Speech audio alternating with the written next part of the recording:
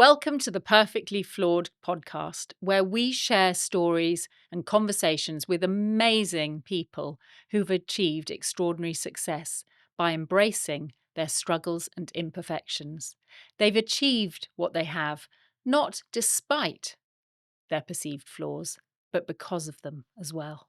On today's episode, we speak to Steven Dowd, who was cycling to work one day and he didn't notice a barrier.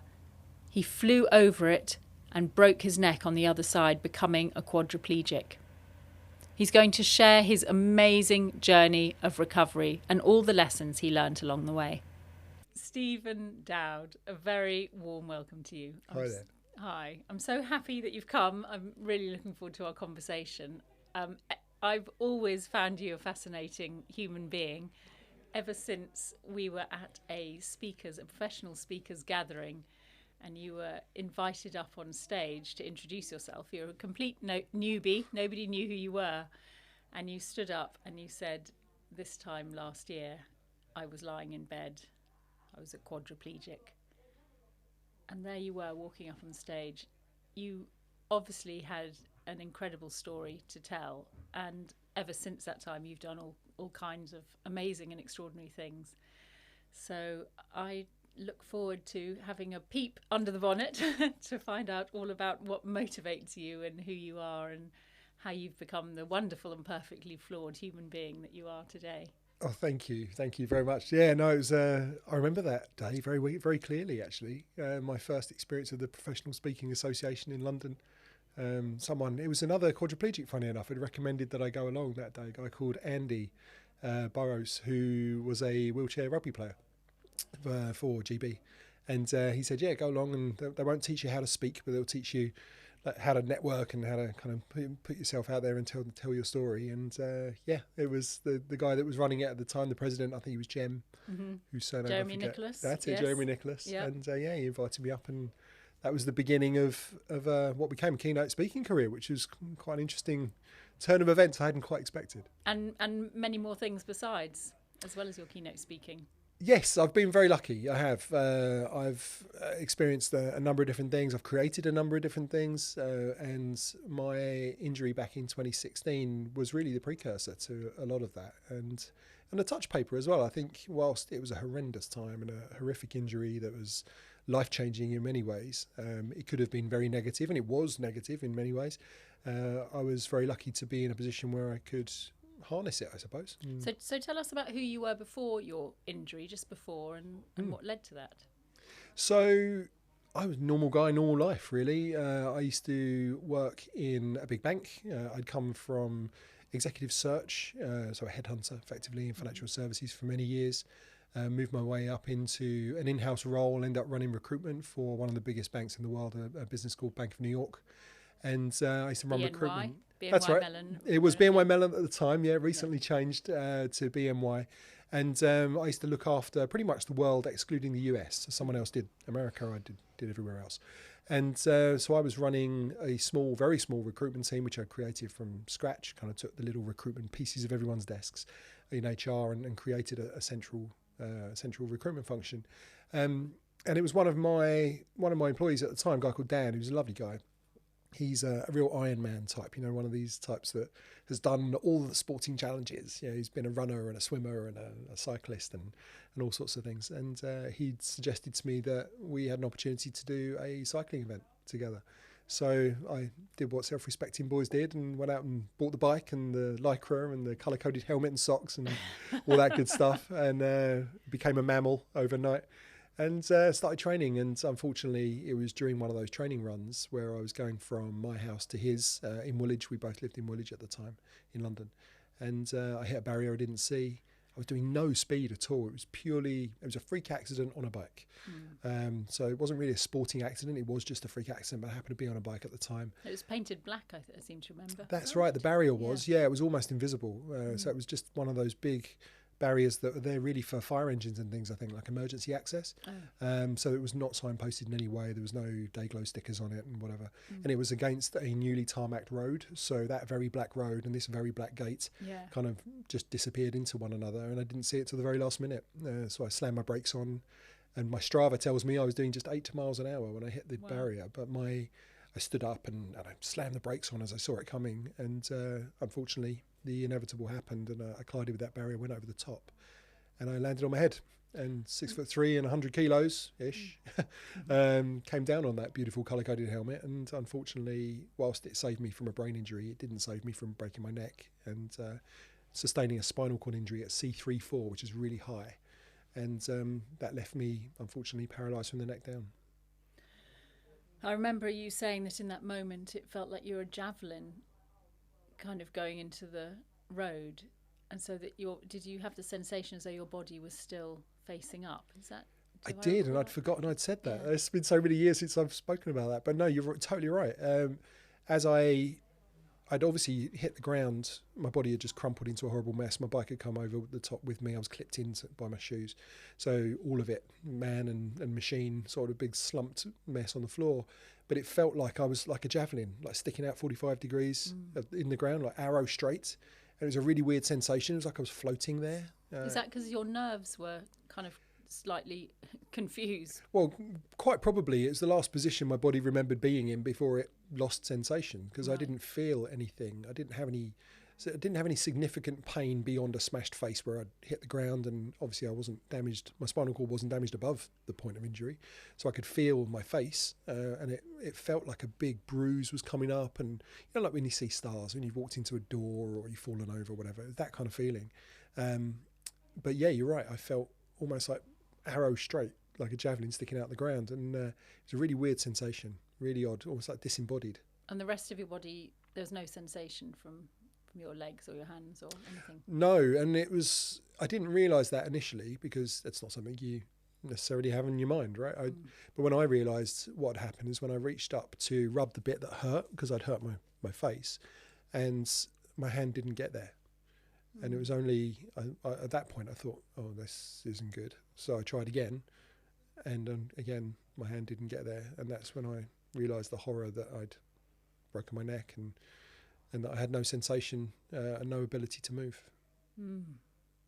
Wow! So that was quite a moment. There must have been a lot going through your mind. Oh wow! Yeah, it was huge. It was one of those moments where it was a really interesting thing happened actually, as I was feeling that sensation of panic rising. It sort of started in my stomach and my chest and gradually got more and more overwhelming. It felt like I was being strangled almost, you know, that sort of gasping for air and really panicking. Oh, it's making me send shivers up my spine now talking about it. It was really interesting because at that moment something happened. It was like a split second where I said to myself, or rather somewhere in me said to myself, stop. Panicking isn't going to help you. That's not going to get you through this. You need to live through this next second. So just breathe, live through this next second. Wow. And so I did. And I got through that second. And it was almost like that same voice went, okay, well done. Now do it again. This next second. And I literally lived my life second by second by second at that moment. And that became the sole thing that was the only important thing in the world right there and then. But it was really interesting because it was like I was a bit on autopilot. It wasn't something I'd consciously chosen to do, because I was just following instructions from my inner self almost in that moment. And it was exactly what I needed to hear, because that is what got me through those next few minutes. Wow. So from there, you obviously went into hospital, and the truth of the situation, the reality was given to you. It was. I was taken off to King's College Hospital. That was the nearest hospital to where the injury was. And I was put through the battery of tests, you know, the MRIs, the CAT scans, the X-rays, all the good stuff. They threw the works at it, and then came to my bedside, and a guy called Matt, who was the consultant, came over and said, Steve, your injury is devastating. You know, we don't know if you're going to move again, feel anything again below that level. However, we are running a clinical experimental research trial in this hospital right now for people with the injury that you have, which was an incomplete injury. So I didn't sever the spinal cord, I crushed it, I bent it, I stretched it enough to damage it to be paralysed. But it importantly wasn't just cut through, because my prognosis would have been even more dire. But he said, we can't promise we can make it any better, but we can't make it any worse. So if you wanted to be a part of this experimental research trial, you would be a candidate, and we could make that happen. You've got 2 hours to decide. Wow, 2 hours. And it was that was the stark moment where we went, right, this is really serious. This could be forever. So, I mean, it sounds like it's a piece of hope that why wouldn't you grab at it? But for you, was it actually making you confront the reality? Yeah, absolutely. I mean, and actually it's important to say this isn't just me. So this is Helen as well, my wife. The two of us together had this rock in a pond moment where there's a huge splash that you weren't expecting, and suddenly you've got to deal with the waves. And we'd both had that conversation at the same time with the consultant. She heard it the same time I heard it. We looked at each other, and obviously there's floods of tears and fear and what if questions, not knowing where that was going to lead. And he gave us some time. So he gave us 2 hours to think about the decision, but he didn't stand there waiting for us. He said, right, you go take some time between yourself and work that through. And we did. We had an honest conversation about what the future might look like. I'm literally a head on a pillow looking at ceiling tiles potentially for the rest of my life at that point. And I don't know if I wanted that for myself. So selfishly speaking, I didn't want to be dependent potentially forever on other people to do everything that comes with spinal cord injury. Not that I even really knew what that was at that time. But I didn't want it for me, and I didn't want it for Helen. I didn't want her. She didn't sign up to that. She signed up to be my wife, not my carer. So visions of her having to wipe my arse and feed me for the rest of my days wasn't really palatable either. So, and she didn't want that for me as well. So between the two of us, we very quickly came to the decision, actually, if that was going to be the future, we didn't really want to be a part of that. So we were grave decision to be made, but not a difficult decision to say, actually, I think at that point I'll check out. However, you're right. I mean, given the opportunity, there is a little modicum of hope there, and Switzerland's always there. So we decided that why not? Let's give it a go, see where we can go, and maybe, just maybe, the future might be different. And I know that in many cases people don't have the same results you did, and your results weren't just because of the surgery that you had. So you obviously underwent this trial, and then what? And then how did things go? Yeah, you're totally right. Most people don't have the level of recovery that I had, and even to people on the trial that I was on, which was a trial based on pressure studies, actually. So it was because people will be interested in as to what happened, right? Effectively, they were trying to reduce the bruising in the spinal cord, because by reducing the bruising, you could save more nerve tissue, which would hopefully save enough to prevent it becoming a complete injury, like a severed injury, or enough to be able to then stand and walk and do all the kind of things again. So how were they reducing the bruising? It was done through a combination of drugs, primarily. So pressure, intraspinal pressure, and drugs to reduce the bruising. Oh, so it wasn't an operation? It was, yeah. I had an operation, yeah. I was in for 5 hours in the end. I was in and out of surgery the same day, but they put me under and opened up the front of my neck, took the vertebral disc out, which had been crushed and shot backwards. Wow. And crushing the spinal cord against the back wall, the inside wall of the spinal cord, the spinal column, and took that out and then sewed me up from the inside, so you can't even see it. It's really interesting. So you have a vertebrae missing, but did they put something else in its place? No, the vertebral disc, so not the vertebrae itself. Sorry. So cut the disc out, and then put what's called a peak cage on the front, and then that ossifies, so it becomes bone effectively. So C3 and 4 for me are like one vertebra now. Okay. But that was half the operation, and then they flipped me over and they opened me up on the back and did what's called a laminectomy, where they take out a piece of the bone to give access to the spinal cord, and then they entered the spinal cord through the dura, which is a membrane, a big thick fibrous membrane around the spinal cord, and put pressure probes within the spinal cord so that they can monitor the intraspinal pressure, and then they were able to manipulate that so that the pressure was reduced. And that was what allowed me to reduce the bruising, and by reducing the bruising as quickly as possible, which is why there was that 2 hour window.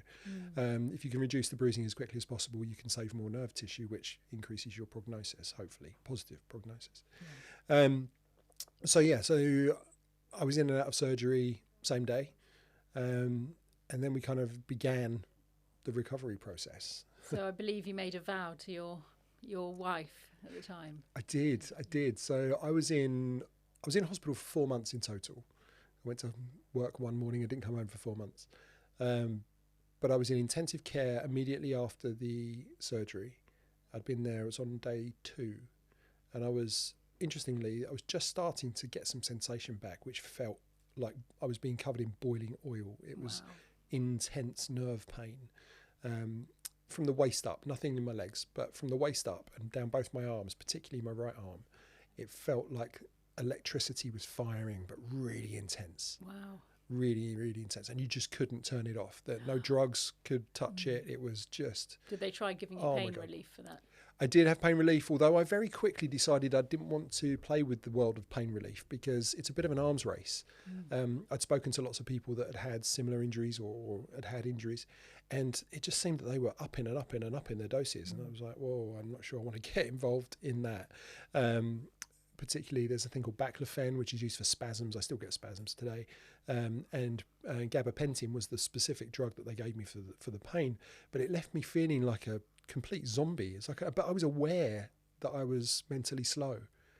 And that was really frustrating. I was like, I can't live the rest of my life not being able to find the words to so describe you took the boiling oil instead? So I decided to look at pain in a different way. I decided to say, well, okay, if pain is here, then I can mask that pain, but it's still here. And then I've got all those other things to deal with, and probably an arms race to get stronger and stronger, which can't be good for me.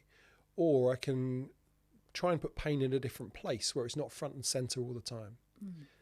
So that's how I deal with my pain today. I'm still in pain today. I have about a 6 out of 10 in pain on average. And now I'm talking about it, I can feel it. But before we were talking about it, it wasn't front and center of my mind. So I was able to kind of, I think of it a bit like a Rolodex for those that are old enough to know what Rolodexes are.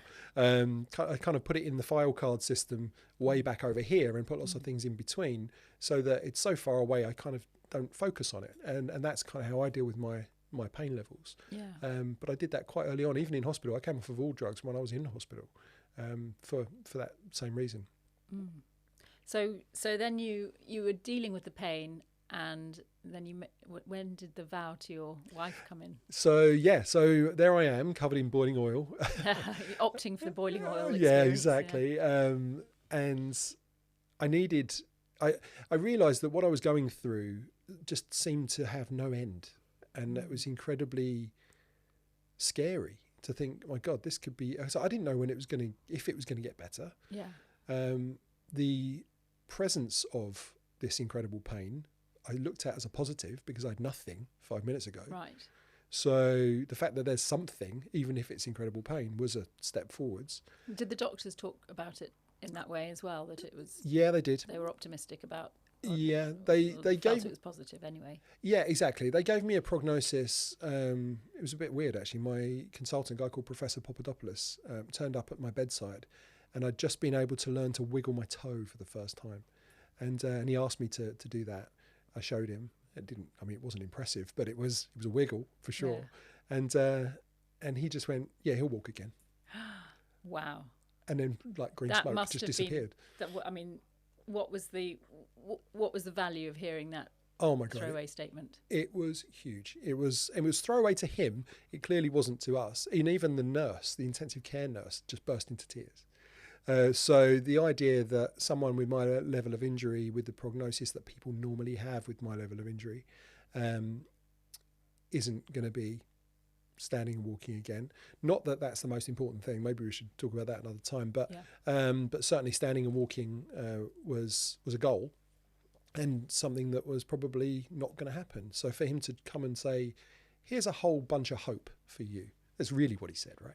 It was nothing to do with toes and standing and frames or whatever. It was just hope for both me, my wife, the people around me, the friends and family. As soon as they'd heard that Professor Papadopoulos thinks Steve might be okay, then yeah, that became something to chase. What are the for people that like a few stats? What you're saying the prognosis for many is very different. What is the prognosis for the majority? So for the majority, most people won't stand and walk again. So most people, if you're quadriplegic, which is what I am, and the level of my injury means that I'm affected in all four limbs, my hands and my arms and my legs. You will also hear the word paraplegic, which is legs only. So it tends to be waist down or belly button down often. But people that are quadriplegic, quite often you won't end up becoming what's known as an ambulant quad, like a walking quad, like I am. So the odds are against you, frankly. They're getting better all the time, and the science is improved, particularly around trying to find a cure for spinal cord injury. They've learned more in the last 5 years than they have in the last 25 years. So it's moving in the right way, the right direction, but it's not there yet for sure. And today, if you suffer a spinal cord injury that's a high level injury, the chances of you standing and walking again are still very low. Right. But you got this hope. But I had a hope, yeah. And that was what led me to this promise to Helen, really. So I'm in intensive care. It's day 2. I'm covered in boiling oil. I'm thinking about what the future might hold, and I don't know if it's ever going to be different. But I know I needed something to focus on that wasn't just going to be electricity forever. So I decided to set myself a big, bold, ambitious goal. And I said to Helen, I could turn my neck. I said to Helen, what's 200 days from now? And she looked up from the paper or whatever she was doing and said, it's December the 22nd. Why is that? I said, give me Christmas Day and I'll be back to normal. I'll walk in with the turkey. Yeah. So, well, more than that, I said I was going to be back to normal, right? So this is going to be my 200 days promise. I don't know why I picked 200 days. I think it's my years in corporate was always first 100 days. Let's see where we are, right? And I thought 100 days, that's only 3 months. You're probably going to need more than that.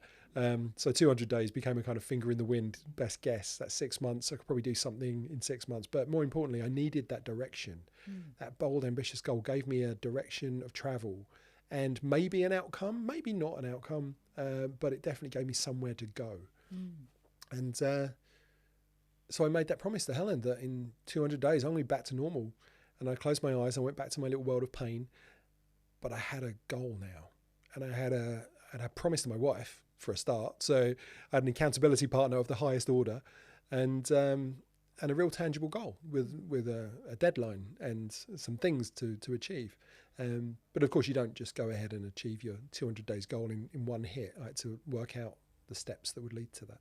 One of the things that seems to happen for people when they have a big, ambitious goal is they can set the goal, then they can then become all too aware of the present day reality, and then they can look back at some of the precedents of their past and go, well, failed here, or I've got a bad injury. They look at all the things colluding to their present reality, and it can be, and then we sort of oscillate between our goal and the belief that we can achieve it and the present day reality and the stats and all the reasons for not making a big change. So what do you think it was that you did or thought that enabled you to make that happen and not dissolve into the kind of so for me zone of the present? Yeah, no, I get it. And I think that I was almost like organically aware of that in some way. I thought I can't just have no direction around where I'm going. I need to have the big, bold, ambitious goal, but I also need to be thinking about how I achieve that goal. And don't get me wrong, I wasn't like the big goal guy at work or whatever. It's not like I always had the super structured day and my performance review was stellar or whatever. I mean, I always did quite well, I like to think. But I didn't have this like super organized way of doing things. And a lot of people that in those environments do and do very well. And frankly, I've all respect to them. They're much better than the spontaneous types, I think, a lot of the time. I'd rather work hard than just be good. But I figured I did need that, and I knew I was going to be dropping in and out. And in fact, I had a conversation with a guy. There was a guy called Osdean Julien, was the name of my intensive care guy. Oz, we called him. And Oz said to me, you're an upbeat guy, you're a happy guy, you're an optimistic guy, you've got hope now with the conversations that you've been having, and you're dealing with your situation really well in the good times, right? Middle of the day, I'm literally, I had people coming to visit me so often that we had to have a rota set up as to who could come and visit me, right? I was honoured to that have. must make such a difference to have, it's huge. Have those It's people absolutely lifting your huge. spirits. Oh, completely. Because it's their journey too, right? Yeah. And it's a self-fulfilling prophecy. If I have hope, that gives them hope. Yeah. And then I feed off their hope. Yeah. And it becomes a virtuous circle, really. So I needed that. And I am an extrovert. So from that point of view, I needed to be plugged into people. And Oz was very good at saying, you're an upbeat guy, you're an optimistic guy. You're going to need all of that. But you will have 4 a.m. moments. You will have those times where people aren't next to your bed or fighting in your corner, and you're going to be gasping with fear, and it's going to be dark and there's no one around, and all those scary moments, they will happen. They will happen. So know that they're coming. But by knowing that they're coming means that you can do something to insulate yourself a little from the negative impact of those things. And you can build some skills that you might be able to use or roll out, we refer to them. You can roll out these tools in the downtimes to reverse that spiral. In fact, one of your phrases was spiral up. And I think that worked really well for me. So we literally did that. We sat down and we thought through together 3 different tools, or what do we call them? Rope ladders, we called them. Oh. And because you could roll them down when you needed them. Yeah. And the first one was to imagine a future state. Right. So I pictured my granddaughter, who was very young at the time. Well, she's only 14 now, but she was a young girl. She and I rolling around on the grass over the park, and we could hear the dogs barking in the background, and the bees, and feel the sun on your face, and the weight of her body on mine, and all that sort of stuff. Really lovely sensation, multi-sensational future state, which never happened, but it's where I wanted to be.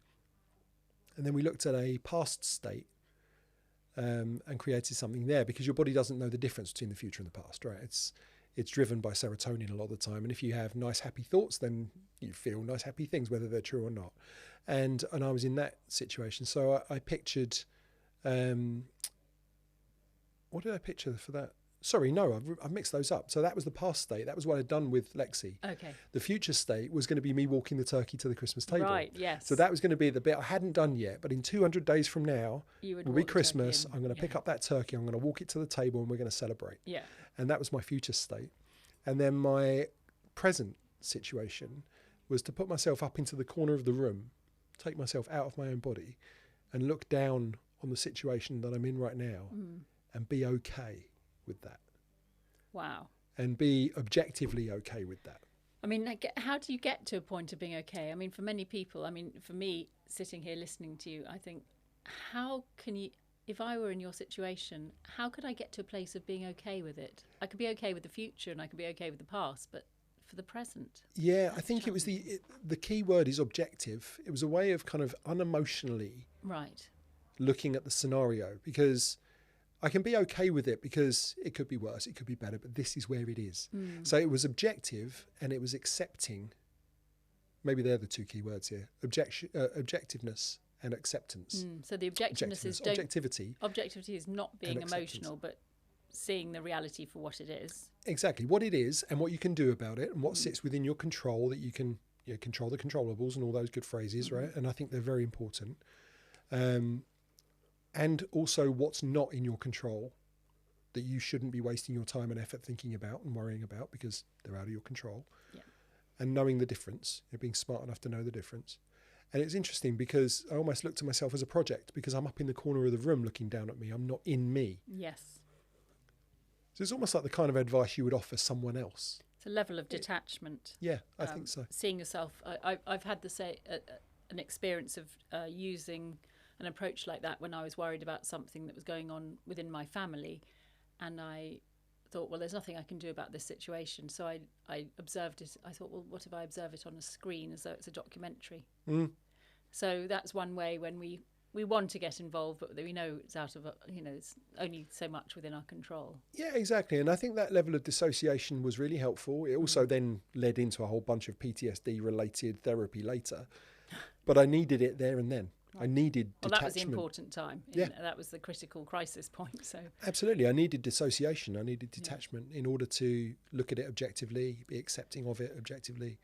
And you probably needed to get out of your body, because that is a natural, innate trauma response, to get out of the body and have a different perspective. You often hear people that have had serious traumas go through similar things. I hadn't read about it previously. I hadn't pre-planned it clearly. But in talking to people that have had traumas since, it's quite a common theme that a lot of people do step out and look back in the moment. And that definitely happened. Yeah. So it's a device and you were using it. So you had those three things, and you were talking about then how did that enable you then to start making steps? Yeah, so I think it comes back to having that big, bold goal, right? That bold, ambitious, directional goal that allowed me to think about where I wanted to go. Ideally what I wanted it to be. I mean, it was very specific about being 100% better in 200 days. But I wasn't going to get there in one go, right? So I had to break it down into steps. I had to think, how am I going to incrementally get through each day? Take each step. And so I did that. I set the big bold goal, but I had a series of tiny little mini wins, normally more than one a day. And then every day, 8 o'clock, every night, there's me saying I'm not organised and whatever, but it kind of had to be at this point. Spontaneity goes out the window with disability. And every evening, 8 o'clock, I'd sit down and say, was I better today than I was yesterday? This time yesterday? Have I improved in 24 hours? What have I done? Trying to understand what happened. What did I think and feel about all those things? What I do well, what I do badly? Kind of like a self-evaluation. What was the benefit of that, accruing these benefits on the way? I think, well, it was twofold actually. One, there was a physical benefit, because if I had a goal and I was staying busy during the day, then physically I would improve. But also mentally, I would feel in control. I would feel like I was driving the car rather than the car was driven and I was in the passenger seat. And there's a lot when you're in a scenario where when you're paralysed, you've lost the ability to move, you've lost the ability to feel anything. There's a lot that's taken out of your control. There's a lot that you cannot do. You can't drive that car if you want to. So it was very useful to find a mechanism that allowed me to get back in the driver's seat and feel in control, because that in itself is a bit of a self-fulfilling prophecy. The more you control and then you're able to change or own or win or whatever it might be, or just do, that leads you to want to do more of those things. And there are lots of studies that show when we have a sense of progress in our activities, we're much more motivated to keep going. Whereas if people aren't told that they're progressing, then the activities become meaningless. So yours had meaning. I imagine by reviewing the day each day, you could say, that had meaning, and you were counting the wins. I do that as a practice now. Weekly, I share my wins, and then look to goals for the following week. So I think we all need that. We all need that sense that we are achieving something, or our activities are not meaningless as we move through our life. And in your situation, it was particularly important that you kept going. Yeah, and some of them were very, like I say, very easily achievable. So what was happening? You started with a little toe movement, but then... Yeah, which I suppose in hindsight, you say a little toe movement, because I say that too. That's actually the first thing that moved on my body, so that was a huge moment, right? And the fact that it was at the other end from your head. Yes. It's gone all that way. Yeah, you almost took the words out of my mouth. I think that the point is, it was a huge movement because it was movement, which I'd lost. Yeah. But you're right, it was so far away from point of injury, like it couldn't be further away from point of injury. Yeah. If that can move... then what else can work? Everything on the way has the opportunity, because there's obviously the nerves have travelled the full way. So that's incredible. So that was a really massive moment. And that was the first thing. And I remember like that scene in Kill Bill. Have you ever seen Kill Bill, the movie? Yeah. That scene in Kill Bill where she's willing her toe to move. She's talking to. I used to talk to my feet regularly, and like NLP almost. And when it twitched, I thought, because I get spasms in my body anyway, even today. I thought, was that just a spasm, or did I do that? And I tried it again, and it moved again. Wow. And I went, that was me. So it's a difference between a spasm and a conscious, intentional spasm or movement. Yeah, I made it move. And And that was huge. That was mind blowing. Actually, it was absolutely huge. So you got to know your body over time. It's like a sort of, you know, we have these vehicles, these bodies that kind of walk us around. Yeah. But in your case, it was almost like you had to re-inhabit and rediscover the vehicle that is your body. Yes, exactly. And that's very common. I'm lucky enough to deal with people with disability on a regular basis these days. And we often talk about people who are relearning their body, learning what the body can do now. Yeah, it might be different, probably is different to what it could do before, particularly with traumatic injuries like mine. But learning what your body has the potential to do and that you have the potential to make that happen is a really important part of self-esteem and agency and recovery as a whole. So do you love your body? That's a really good question. I want to say yes. Not always. You'd like to love it. Yeah, I'd like to love it more than I do. I get very frustrated by it, and actually Helen and I have conversations about this a lot. Particularly the right side of my body is worse than the left, so that's known as hemiplegia. Right. So I can, obviously I'm moving my arms around, so there's been a progression which I'm very proud of. I'm very lucky to have, but the right side of my body is worse than the left, so I still am paralysed in my hands, for instance.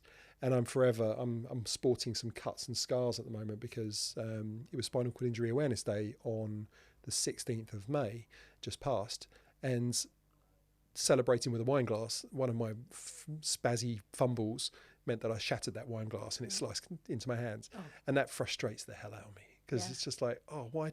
You've just got one job to do. Just hold the damn wine glass. Come on. Yeah. So I do get a bit frustrated with it. But equally, Helen and I talk about this a lot. And one of my physios, when I was going through a hell of a lot of physio at one point early on, used to talk about NLP. So I want you to talk to your hands. I want you to tell them that you love them and that it's okay. They're trying their hardest and they're working with you and this sort of stuff. And I kind of felt a bit stupid doing it, to be honest. But I think there is value in that because when I feel good about my body, better things happen. When I get frustrated, it tends to compound and I tend to end up with things going wrong and then I get more frustrated. So, but so it comes and goes. I mean, that relates to, high sports performance as well of any sort. If we're working against it and we have a sense of frustration, we're not going to bring the best out of our bodies. But if we have a sense of, you can really do this.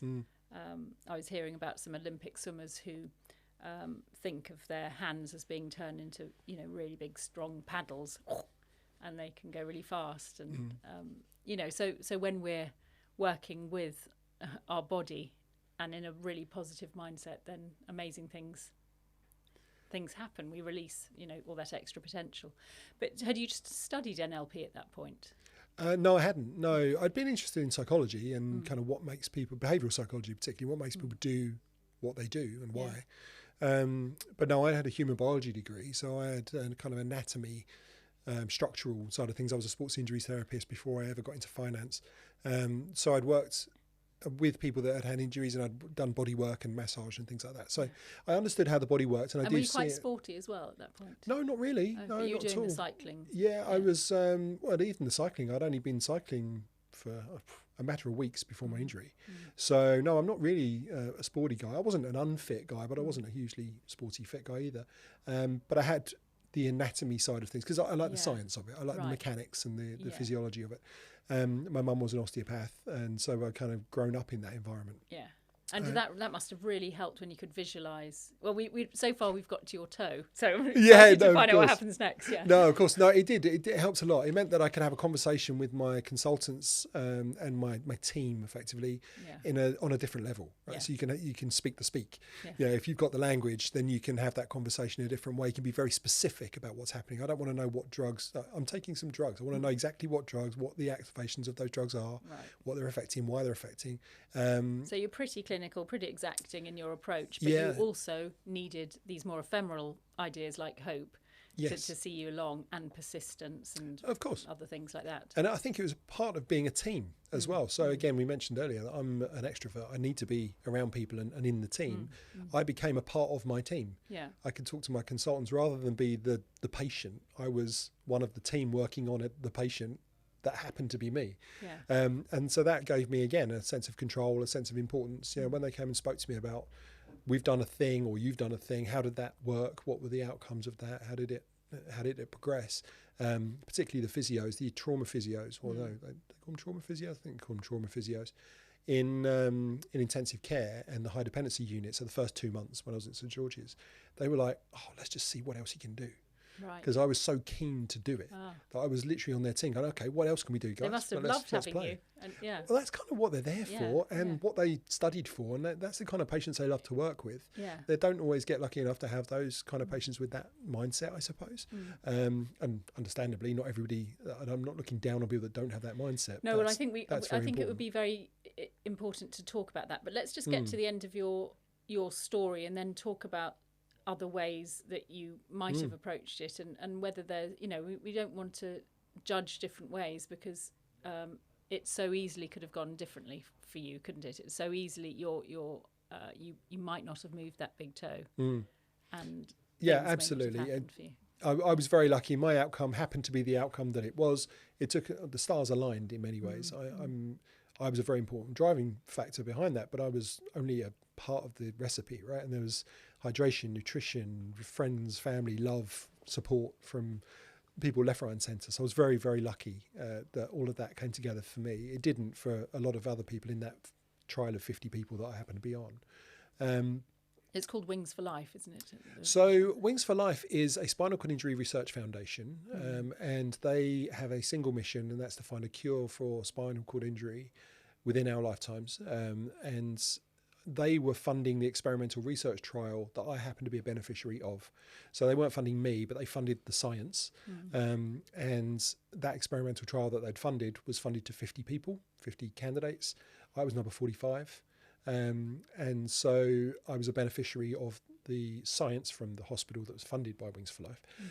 Since then, I've got a great relationship with Wings for Life. I'm even an ambassador for the foundation now. I have been for many years, and will continue to be for many years as long as they have me, because I literally wouldn't be here, I think, without that intervention. I think that was such a crucial part of my recovery process that I kind of owe them I owe them a lot for that. So you owe a huge amount to Wings for Life, and I know that you speak on their behalf a lot as an ambassador. You've spoken to lots of other people and spread some hope. And I know that you've referred to people who've heard your story and been filled with huge hope, not just in similar situations, but perhaps in very different situations, just to see your persistence and resilience. So that was the other part of it, of course. There's the interventions from the doctors and the physiotherapist and your team and everybody else, but there were also various things that you did, some mindset things and actions. So yeah, I think the mindset thing was, it's an interesting conundrum mindset, I think, because a lot of people look at positive mental attitude and things like that, which I don't mean to say that offhand. I think it's very important. Positive mental attitude, I think for me, was one of the things that I did bring to the party. I think I had that anyway. So I was an optimist before my injury. I'm an optimist after my injury. And I think I used that skill or that state as part of that. Now, optimism doesn't make the impossible happen, right? I can't optimistically want to levitate and just want it enough and then I'll float off this couch. That's not going to happen, right? Yeah. So it was about having objective levels of optimism, reasonable levels of optimism. But I think for me, optimism was a combination of I believe the future can be better, coupled with I can make it better. Then that led to outcomes. And if either of those pieces of the formula were missing, then I think they wouldn't have necessarily. But I think those skills that I'd learned through that process was about accepting my situation as it was, not how I wanted it to be or lamenting what I'd lost. And I think it was about objectivity. It was about kind of taking the emotional decision-making process out of the equation. Well, you used to run a poker school, didn't you? And yes. And I think you were talking about earlier before this we were talking about your poker experiences and what you learnt about that and setting the cards again. So so the poker analogy is a really good one, I think, for almost anything in life, frankly. But the poker analogy is a good one. I think there was when I had my injury, and it was all about objectivity, right? So when I had my injury, I could have sat there and said, how much have I got back from what I lost? And let's say I lost 99% of everything because I had no sensation and no movement. If I'm constantly focused on just trying to get back to where I was, I'll never be 100% back to where I was in reality. Could be possible, I suppose, theoretically, but it's very unlikely. But if I focus constantly on saying, right, well, I got 70% of what I got back, I'll always be down 30%. Right. Yeah. So I had to say to myself, right, I'm not going to be retrospective looking and kind of emotionally involved in that. So let's just say I died that day. What now? Yeah, what then? So if you're at naught. Exactly. So now every time I move forwards, if I'm at 5% and I get another 5% in improvements, I've 100% doubled my potential or where I am, right? Yeah. So that's what I used, an objective way to rebase and go again. And I think that's the poker analogy. I think some elements of poker, when I was teaching poker, No Limit Hold'em specifically, we used to talk about how you make decisions in certain scenarios. So we'd set up a table with the cards and the chips, and particularly around blind betting. So that's for those that don't know, poker is a game of cards. It's a game of betting, really. But you need the cards and the chips in order to kind of play the players. But one of the setups is these blinds, and they're the compulsory bets that everybody has to play for. But only two people have to make those compulsory bets on a round of cards. One is half. Think of one as half a bet, and the other as a full bet. Right. And that's where I was. So I was in a scenario where I was saying, if you value that half bet as, let's say, £10, and you value the full bet at £20, you make very different decisions. If that half a bet was £5,000 and that full bet was £10,000, would that change what you do? Would it change the decisions you make? Would you be less, or rather more, conservative? Most people would be, because they associate the bet with the value of the underlying bet, right? So the £10,000 is the cost of a car. I'm going to be much more cautious around what I did. And it's the wrong way to think about it, particularly in poker scenarios. So if you can take the emotion out of it, if you can take the subjectivity out of it and make an emotionless, objective decision, then you'll make that same decision time and time again, regardless of the stakes. So play the same way, whether your bet is worth £1 and you're going to make £2 or lose £1, as you would if you've put down £1,000 and you could get back 2,000, or you could lose 1,000. But play exactly the same way. Yeah, that's the objectivity of it. Exactly. And then every time, and this was my 24-hour cycle around what have I won, what have I lost that day, I'd come back at 8 o'clock that evening and I'd do my daily review, what have I won, what have I lost. And then I'd go into a new day. I'd reset the cards and go, okay. It's fresh. Yeah, exactly. It doesn't matter what happened yesterday. Exactly. So now I am where I am, and that's either up or down from the day before. Play the cards that you've got. Play the cards that you dealt with. Yeah. Absolutely. We have another round and another 24 hours and another decision set to make. And that decision sometimes went really well and sometimes didn't go so well.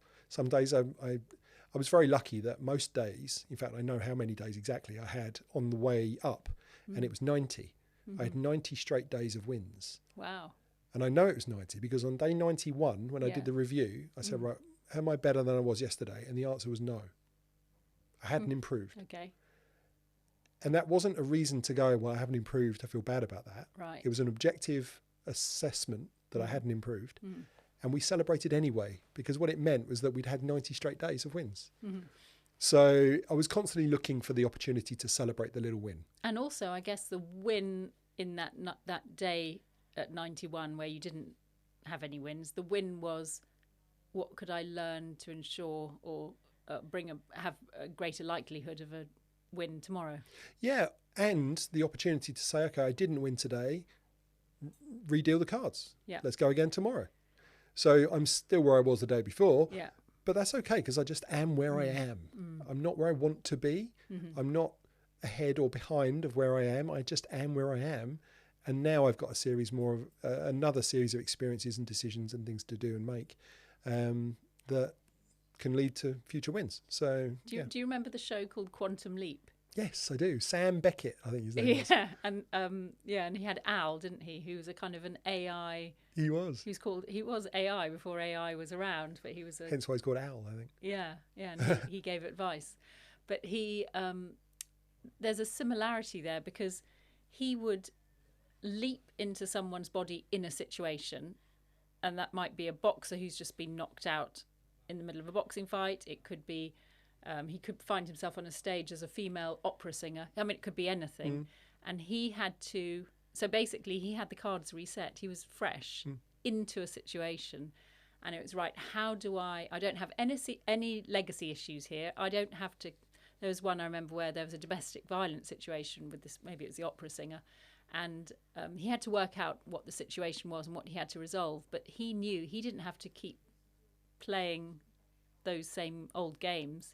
He could start a fresh game from now. So I think it's a good analogy. I think coming at it without the baggage is the objectivity element. That's it. Yeah, it's really hard to forget your own baggage. I mean, let's not pretend that's an easy thing, because you've lived your whole life, right? You've had your beliefs. You've grown up in the way you've grown up. These are all our backstories, and they're kind of they drag us down. But I mean, all of us could try this in our lives. We could all pop into our life today. Yeah.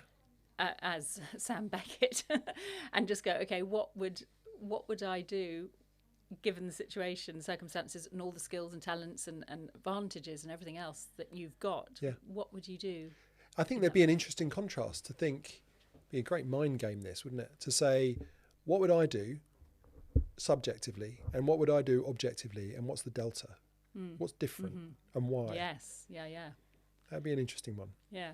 So in this case, anyway, you were very much coming from an objective. You had got yourself in the zone, effectively, to do the Sam Beckett thing. You were leaping into your body, quantum leaping into your body every day. Yeah, pretty much. Yeah, I mean, I'd not thought about it that way, but effectively, yeah, I guess. And it was an interesting time because I was learning something new about what I could or couldn't do in my new body. Like we were saying earlier about learning your new body. I was learning my new body day by day.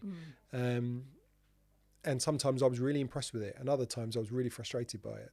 And don't get me wrong, I've cried my fair share of tears, and I've had my 4 a.m. moments where I didn't spiral up, and it was a horrible scenario, and I still have those. Yeah, I still have those today, and that's okay. Yeah, I remember seeing a lot of people, not necessarily intensive care, because that was just full of people that are unconscious mostly. That was a really weird scenario, being the only guy who's conscious in intensive care.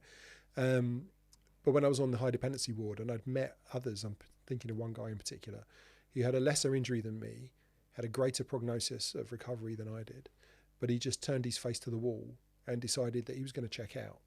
He was only in his 20s, late 20s. And I get it. I get it.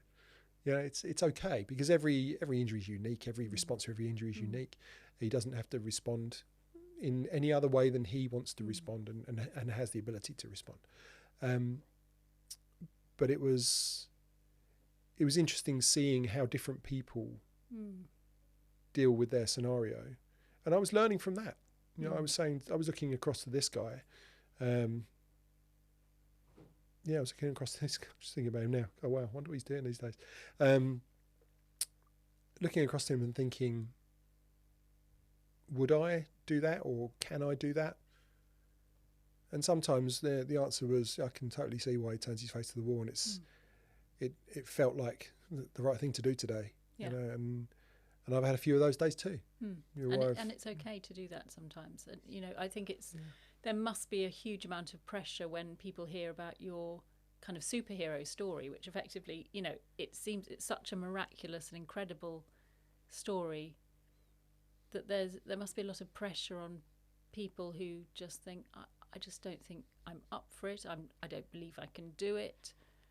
You know, friends and family want me to be that person. I'm not sure I am, or if it's possible for me. I mean, it's just as I can, you know, it's so relatable and it's so understandable. And the pressure I remember a friend who was dying of cancer who did die, but he said there's so much pressure from people for me to try this diet or do this thing, or, you know, not just allow me to. I mean, sadly, I'm going to die, you know. Yeah, exactly. And I really agree. I think the baggage weighs heavy.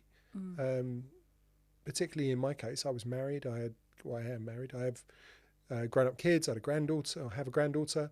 I've got friends. I've got colleagues. I've got people that were knocking on my door across the internet through LinkedIn and things saying, I've read your story and this is important. I wish you all the best. But you're almost having to perform for those guys as well, right? I mean, on one hand, a bit of me says that you never know who you're inspiring, and that's good enough reason to keep sharing the story. Yeah. I felt an obligation almost to share the story because I was very lucky, and I know a lot of other people aren't. So it was a good news story with some learnings that people might benefit from. So absolutely you should share that. And I enjoyed doing it too. But there is weight that comes with that for sure. And I can understand why people don't want to do that. I speak to a lot of people with disabilities, and becoming someone's inspiration porn is not really the weight that a lot of people want, right? No. They just want to live their lives and do their thing. They'd like you to make their lives less hard, because it's bloody hard work being someone with disability. And certainly if you sign up to the social model of disability, where it's not your disability that makes you disabled, it's the world around you and the scenario around you that actually makes it really hard. Just put a damn ramp in there or a lift in there or whatever. Just stop making my life harder. But they have no obligation to be your superhero. You know, they have no obligation to share their story or answer your questions. You can ask by all means. And I absolutely... I applaud people who have the courage to ask, and I think it's really important that people do, and they feel that they can. And I like to think to ask what? To ask certain, like, why don't your legs work, or what's your bowels and bladder routine like, or sexual function is a big thing with spinal cord injury. You know, those kind of conversations are the ones that a lot of people don't have, and they'd like to know the answers to. And then they can become allies when they have those answers, and you can kind of get in the group, in the community. You don't have to have a disability to be a part of the disabled community. But it does feel as though some of the boundaries, the false partitions are there often. So, I applaud people that want to get involved, but you also have to respect people's decisions that maybe they don't want to give you the answers to those questions, and that's okay too. Right? I mean, there's no obligations, but it does feel like that sometimes. Yes, yeah. I mean, in your case, a bit of a spoiler alert, but I have seen a video that was taken round about Christmas time, 2017. Could you want to say what was on that video? Yes, so... 2016. So 200 days after June the 3rd, 2016, which is the day of my injury, Christmas Day rolls around, and I'm able to stand... and I'm able to walk. I'm not 100% back to normal, but I'm pretty bloody close. And I was in my house in Woolwich, my family in the room next door in the dining room.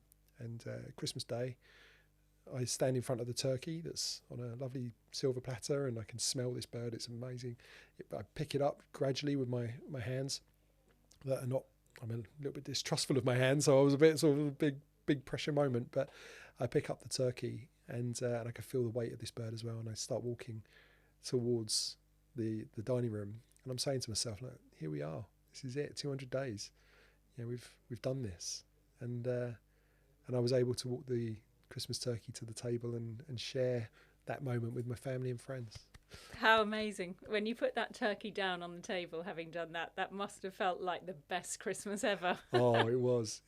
And there's a moment in that video, we were lucky to catch it on video, and my mum, we just lost my mum actually a year ago, but my mum's in that video, and as soon as I put it down, she's got a camera out, obviously, on her phone. She's like, can you just pick it up and put it back down again for me? Cheers, Mum. Classic.